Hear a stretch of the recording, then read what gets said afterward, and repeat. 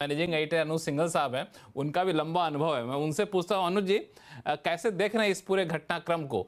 हम लोग मान के तो चल रहे थे कि ट्रंप टैरिफ लगाएंगे, 2 अप्रैल की तारीख भी आ गई थी, तो लगा था कि चलो ऐलान कर दिया कि टैरिफ लगाएंगे तो मार्केट उसको मान के चलेगा, ठीक है लगा दिया। लेकिन जिस तरह का रिएक्शन आया तो बड़ा ही खतरनाक है।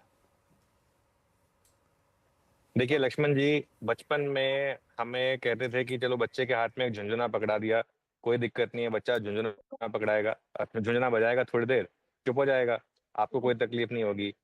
अब आप बच्चे को झुनझुने की जगह अगर कांच का ग्लास हाथ में दे देंगे उसके, और अगर वो बहुत सही उसके बाद एग्जाम्पल उसको दिया आपने। तोड़ेगा हाँ। तो नुकसान तो होगा। हम्म। तो इस समय यही हुआ है हम्म। कि एक आपने किसी को झुनझुने के बजाय कांच का ग्लास दे दिया है, उसने वो तोड़ दिया है। अब वो उस पर जो लोग वहां पर चल रहे थे उनको चोट लग रही है। देखिए, डोनाल्ड ट्रम्प साहब को खुद रियलाइज हो जाएगा 6 महीने के अंदर कि इसमें सबसे ज्यादा नुकसान उन्हीं का है। आप देखिए, सबसे ज्यादा वेल्थ किसी कम हुई है? उनके जो सबसे अच्छे दोस्त हैं, एलन मस्क, सबसे ज्यादा उनका हम्म। लॉस हुआ है। उसके अलावा आप देखिए एप्पल का मार्केट कैप देखिए, आप यूएस में देखिए किस तरीके की का हाहाकार मचा हुआ है। कोविड के बाद पहली बार इस तरीके की डिक्लाइन आई है। अब जब यूएस मार्केट इस तरीके से गिरेंगे और ग्लोबल रिसेशन का रिस्क होगा तो बाकी मार्केट गिरेंगे। नियर टर्म में इसमें हम्म। कोई डरने की बात नहीं है और ना ही इसमें कोई बहुत ज्यादा घबराने की बात है। मैं हमेशा मानता आया हूं कि ग्लोबल मार्केट का असर हमारे ऊपर कुछ टाइम तक रहता है और उसके बाद हमारी मार्केट चलती है अपने फंडामेंटल्स पर। हमारा एक अर्निंग सीजन खड़ा है, अगर ये अर्निंग सीजन बेकार रहा तो हमारी मार्केट गिरेगी, चाहे ट्रम्प टैरिफ लगाए या ना लगाए। लेकिन अगर ये अर्निंग सीजन अच्छा रहा तो चाहे ट्रम्प टैरिफ लगाए या ना लगाए, हमारी मार्केट चलेगी। और 6 महीने के अंदर मेरा ये मानना है कि सारे टैरिफ रिवर्स होंगे, हो सकता है उससे पहले ही रिवर्स हो जाए। हालांकि इस अर्निंग सीजन पे मैं बातचीत आगे चल के करना चाह रहा था, लेकिन चूंकि आपने मुद्दा छेड़ दिया तो मैं एक सवाल आपसे पूछ ही लेता हूं, फिर बाकी मेहमानों के पास जाऊंगा। जो अर्निंग सीजन की बात कर रहे हैं ना, पहले भी लोग कहा करते थे Q3 आएगा तो देखा जाएगा, मार्केट को सपोर्ट मिलेगा, Q3 अच्छा नहीं आया, अब Q4 की बात की जा रही है। मेरा सवाल ये कि अगर Q4 अच्छा आ भी जाता है तो मार्केट उससे खुश हो जाएगा, इसकी गारंटी क्या है? क्योंकि Q4 में तो यूएस वाले फैक्टर को नहीं लिया गया होगा। नहीं, ये बात बिल्कुल सही है आपकी, और उसमें आईटी एक ऐसा सेक्टर है जिसमें मार्केट थोड़ा सा अर्निंग्स को, इस बार की अर्निंग्स को थोड़ा पिंच ऑफ सॉल्ट के साथ लेगा। क्योंकि ये वाला जो क्वार्टर रहा जनवरी टू मार्च, वो पूरा का पूरा विदाउट टैरिफ वाला क्वार्टर था। और आगे जाते हुए यूएस, देखिए आईटी कंपनियों की दिक्कत और हमारी जितनी भी एक्सपोर्टिंग कंपनियां, उनमें ज्यादातर की दिक्कत ये नहीं है कि टैरिफ लगने से अर्निंग्स हिट होंगी, क्योंकि टैरिफ तो सब पे लगे हैं, तो कम्पिटिटिवनेस तो हमारी फिर भी उनके मुकाबले ज्यादा है। दिक्कत यहाँ पर ये है कि अगर यूएस की मार्केट खुद एक मंदी में जा रही है तो वहां पर वो खर्चा करना कम कर देंगे, तो उससे आईटी सेक्टर पर इम्पैक्ट पड़ेगा। तो आई थिंक कुछ हद तक आपकी ये बात सही है कि जो अर्निंग्स हैं वो एक्स ऑफ आईटी मार्केट इस बार देखना शायद ज्यादा पसंद करेगा, कुछ हद तक एक्स ऑफ फार्मा भी। उसके अलावा जो प्योरली डोमेस्टिक सेक्टर्स हैं उनकी अर्निंग्स पर मार्केट इस बार ज्यादा तवज्जो देगा। इसके लिए मैं कह के चल रहा हूँ कि बैंकिंग और फाइनेंशियल एक सेक्टर है जिस पर आपकी सबसे ज्यादा नजर होनी चाहिए इस क्वार्टर में। एक चीज और कि दरअसल अभी सुदीप जी से बात हो रही थी, हालांकि मैं चाह रहा था कि शो में चल के आखिर के हिस्से में हम लोग बताते हैं कि लोग क्या क्या करें, लेकिन उन्होंने कहा कि जिन लोगों को पैसा लगाना है ना वो अभी रुक जाए, अभी बहुत ही अनिश्चितता का माहौल है। आप भी सहमत है इससे? देखिए, पहले उनके लिए जो जो इंतजार कर रहे थे, क्योंकि वो आसान है। आप मंडे से इन्वेस्ट करना शुरू कर दीजिए, आपने अगर अब तक नहीं किया है तो, क्योंकि एग्जैक्ट बॉटम आप कभी नहीं पकड़ पाएंगे, ना ही कोशिश करिएगा। और एक बात मान के चलिएगा कि स्टॉक मार्केट का नियम है, आप जब खरीदेंगे वहां से आपका स्टॉक 10% गिरेगा और जहां बेचेंगे वहां से 10% चलेगा। शुरू के 10% और आखिरी के 10% आपको नहीं मिलेंगे, वो किसी और को मिलेंगे। तो उसको आप ये मान के चलिए कि वो तो होगा। तो ये तो बहुत आसान सवाल था, और ऐसा ही भी करते रहिए। जो ऑलरेडी इन्वेस्टेड है, मेरा मानना बहुत क्लियर है, सिर्फ ये इन्वेस्टेड है इसलिए इन्वेस्टेड नहीं रहना है, आपके पोर्टफोलियो को देखना है आपने। उन स्टॉक्स को जो पिछली रैली में नहीं चले थे वो नहीं चलेंगे। आपको थोड़ा सा रिलेटिव स्ट्रेंथ के साथ रहना है, आपको वहां रहना है जहां पर अर्निंग्स का आपको एक क्लियर कट टेलविंड मिल रही है, और आपको वहां पर रहना है जहां स्टॉक्स में स्ट्रेंथ काफी है। वहां पर रहेंगे तो बेटर है। बिल्कुल, 3 चीज़ें आपने अनुज जी कही, बड़ी अच्छी बात। पहली बात कि ट्रम्प साहब को जैसे एक बच्चे को झुनझुना की जगह आपने कांच पकड़ा दिया तो कांच टूटेगा, नुकसान होगा, नुकसान उनको भी हो रहा है, नुकसान दूसरों को भी होगा। दूसरी बात आपने कही कि जो अर्निंग सीजन आएगा उसमें आईटी और फार्मा को डिस्काउंट करके चलिए, बाकी के आधार पर मार्केट देखेगा। तीसरा कि इन्वेस्ट मंडे से करना शुरू कर दिया। सुदीप जी कह रहे हैं रुक जाइए। तो तीनों ही बड़ा विषय मैं मान के चल रहा हूँ। तो पहले वाले से पकड़ लूँ जिसको आपने झुंझुनू और कांस से तुलना की, बड़ा अच्छा तो एग्जाम्पल आपने दिया। मनीष डांगे जी, इस एग्जाम्पल को आप कैसे देख रहे हैं? चूंकि सच्चाई भी यही है कि ट्रम्प साहब आए थे तो चुनाव से पहले हम लोग चर्चा कर रहे थे, कई बार आवाज़ अड्डा में चर्चा हुई तो है कि नहीं जी ये आते हैं तो कहते तो हैं लेकिन भारतीय बाजार के लिए बड़ा अच्छा होगा, भारत के बड़े अच्छे दोस्त हैं। और दोस्त आते आते इन्होंने जो तांडव किया है वो तो बड़ा ही डरावना हो गया है। तो मार्केट का लक्ष्मण जी मूव अगर परसेप्शन के हिसाब से देखें तो कि कुछ नहीं होगा से क्या ओ गॉड ये क्या हो गया है, ये पूरा ट्रांजिशन हुआ है।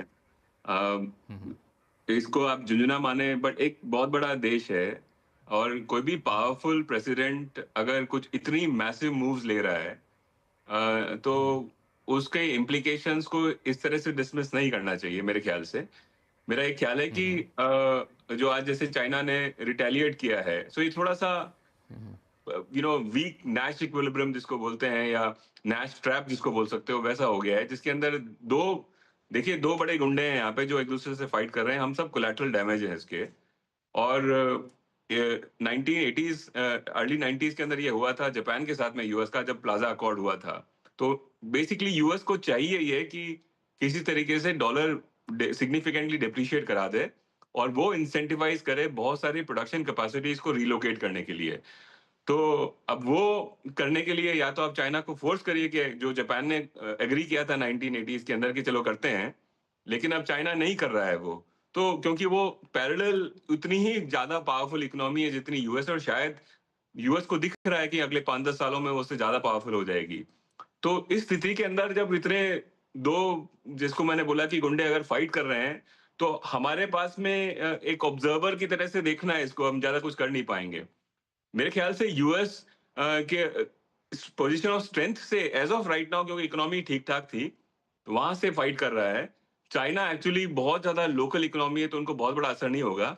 छोटे देशों तो पूरे रोस्ट हो जाएंगे मेरे ख्याल से, जो छोटे छोटे देश हैं।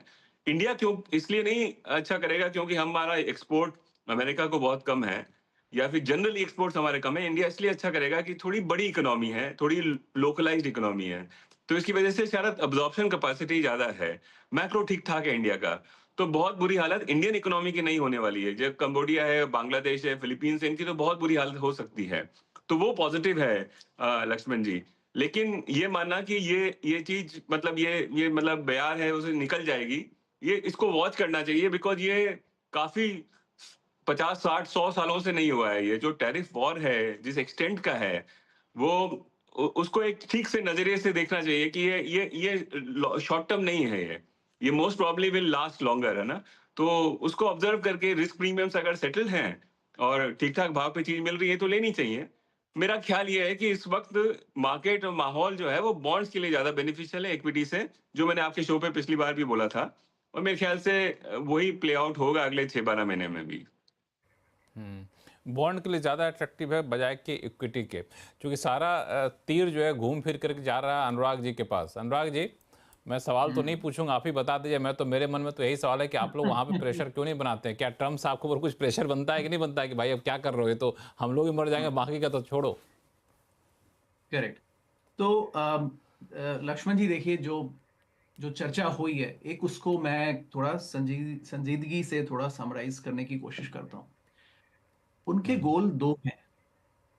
एक उनका गोल है, और जो स्कॉट बेसेंट साहब ने आके तरीके से समझाया कि हम इकोनॉमी को डिटॉक्स करना चाह रहे हैं। वो यूएस इकोनॉमी करीब 18% जीडीपी का टैक्स अर्न करती है, स्पेंडिंग उसकी 24% ऑफ जीडीपी है। ये 6% डेफिसिट जो है ये सस्टेनेबल नहीं है। फेडरल रिजर्व ने इस बारे में बात कही है, सबको पता है, एवरीबडी नोज दिस, ओके। ये डेफिसिट आता है करीब 1.7 ट्रिलियन डॉलर्स का, और इस पे गवर्नमेंट स्पेंडिंग बेतहाशा बढ़ गई है पिछले 4-5 सालों में। कुछ सेक्शंस पे कटौती हो सकती है, कुछ जगह नहीं हो सकती है, मस्क साहब वहां लगे हुए हैं। लेकिन अल्टीमेटली गोल था कि गवर्नमेंट स्पेंडिंग को कम करें, प्राइवेट सेक्टर को प्रमोशन दें, ताकि वो गवर्नमेंट से जो एम्प्लॉयमेंट निकलेगा वो प्राइवेट सेक्टर में अब्जॉर्ब हो, प्राइवेट सेक्टर की स्पेंडिंग बढ़ जाए। क्योंकि अगर 1 ट्रिलियन, मस्क साहब कह देते हैं कई बार कि मैं 1 ट्रिलियन कम कर दूंगा, 1 trillion is 3% of US GDP. 3% GDP अगर वो एक साल में काट देंगे तो रिसेशन ऐसे ही आ जाएगा, राइट? तो उनकी भी एक रेस्ट्रिक्शंस है। तो एक तो ये प्रोसेस चल रही है। अब इस प्रोसेस में सेकंड एलिमेंट आता है, देखिए कोई भी कंट्री में मैक्रो में आपका जीडीपी ग्रोथ आती है, आपका इन्फ्लेशन आता है और आपका करंट अकाउंट डेफिसिट आता है, ठीक है? इन्फ्लेशन कंट्रोल में है, अभी जो नहीं था वो अभी आ जाएगा कंट्रोल में। इन्फ्लेशन कहीं अब भागने वाला नहीं है क्योंकि एम्प्लॉयमेंट मार्केट वीकन हो रहा है। जीडीपी ग्रोथ ट्रम्प साहब देखेंगे मीडियम टर्म में अबाउट 2% भी रहती है तो यूएस के लिए that's a good number. Trade deficit 1.2 trillion है यूएस का, और ये पिछले 4-5 सालों में अगेन इसने भी काफी ज्यादा ग्रोथ ली है। और एक सेक्शन का मानना है कि ये trade deficit is nothing but exporting your money to rest of the world. अब इस सेगमेंट में टैरिफ्स का प्ले आता है। अब मिस्टेक यहां पर यह है कि या तो आप गवर्नमेंट की $1 ट्रिलियन की स्पेंडिंग, एक्सेसिव स्पेंडिंग को कम कर लीजिए और प्राइवेट सेक्टर को प्रमोट कर लीजिए, लेकिन अगर साथ में टैरिफ्स भी ला दिए और प्राइवेट सेक्टर आपका खुद का वीकन हो गया तो फिर ये दोनों चीजें कैसे एब्जॉर्ब होंगी? फिर तो रिसेशन ऑलमोस्ट सर्टेन है। तो इस समय प्राइवेट सेक्टर में डिसीजंस एकदम स्टॉल पर हैं। ये नंबर्स सबको सरप्राइज कर रहे हैं, आई अंडरस्टैंड, बट इसमें इन नंबर्स में थोड़ी समझ है लेकिन थोड़ी नासमझी है। नासमझी यहां है कि कुछ चीजें यूएस में कभी नहीं बन सकती हैं। नाइकी के शूज यूएस में नहीं बन सकते हैं, फर्नीचर यूएस में नहीं बन सकता है, अपैरल्स गारमेंट्स यूएस में नहीं बन सकते हैं। There is no point blanket tariffs लगा देना and then trying to negotiate down while disturbing your domestic economy. तो लक्ष्मण जी, ये 2-3 चीजें एक साथ में चल रही हैं, and I think very soon government will realise कि it can't play with the economy any more, right? At least Trump साहब एंड उसका कोर उनकी जो कमिटी है अभी, बिकॉज 401 यहां पर देखिए यूएस में 401 बड़ा इंपॉर्टेंट एलिमेंट है। अबाउट 45 से 50% एम्प्लॉयमेंट मार्केट उसमें इन्वेस्टेड रहता है। और अगर वो देखेंगे और तब हर साल लोग रिटायर होते हैं और वो देखेंगे उनके पोर्टफोलियोज, रिटायरमेंट किटी 20 से 30% उड़ गई है, आई थिंक फिर पॉलिटिशियंस को सोचना पड़ेगा। तो लक्ष्मण जी, ये है नहीं कुल नहीं मिला के मैं आपसे एक सवाल पूछूंगा, बाकी गेस्ट के पास जाऊं, कि ये छोटी सी बात है कि हम नाइकी के शूज़ नहीं बना सकते, एप्पल नहीं बना सकते, रातों रात इतनी बड़ी मैन्युफैक्चरिंग कैपेसिटी नहीं खड़ा कर सकते, हमारे पास मैन पावर सस्ता नहीं होता है। तो ट्रम्प साहब और उनके सलाहकार इतने भी कमज़ोर तो नहीं होंगे, ये चीज़ समझ में नहीं आ रही होगी? समझ तो गए होंगे, पहले भी ये चीज़ पता होगा, कोई ना कोई बताया होगा ये क्या कर रहे हो आप, ये तो बना ही नहीं सकते हो, बाकी भेजना बंद कर देगा, चाइना ने लगा दी ड्यूटी ऊपर से। हाँ, तो लक्ष्मण जी, इसका एंड गोल कहाँ है वो तो वही समझते हैं, लेकिन एक और डायमेंशन बताता हूं। देखिए, ये 10 ईयर यील्ड हमेशा से समस्या बना हुआ था, वो 4.8% तक भी गया था कि ये एक तो इस समय पिछले 4 साल से हम यूएस मार्केट्स में क्या बात कर रहे हैं एक मिनट ऐसा करता हूँ, अनुराग जी, एक मिनट बीच में रुकूंगा। हमारे मैनेजिंग एडिटर अनु सिंघल साहब, उनको मैं देख रहा हूँ कहीं ऐसी जगह जहाँ वो बाहर निकलना चाहते हैं, शायद एयरपोर्ट वगैरह पे हैं। तो अनु जी, आप चाहें तो निकल जाइए शो से, आपको कहीं और जाना है, हम लोग बाकी अपनी चर्चा को आगे जारी रखेंगे। बहुत बहुत धन्यवाद हमारे साथ जुड़ने के लिए अनु जी। अनुराग जी, अपनी बात को कंप्लीट करिए। जी, तो इन्फ्लेशन की समस्या थी, ओके, पिछले 4-5 सालों से। अब हम इस समय ये कह सकते हैं कॉन्फिडेंटली कि इन्फ्लेशन इज मोर और लेस कंट्रोल्ड, ओके, बिकॉज, और वो कंट्रोल में क्यों नहीं आ रहा था? बिकॉज गवर्नमेंट स्पेंडिंग बहुत ज्यादा थी, और अगर फिजिकल स्पेंडिंग हाई हो तो इन्फ्लेशन कंट्रोल करना ऐसे ही किसी भी सेंट्रल बैंक के लिए डिफिकल्ट होता है।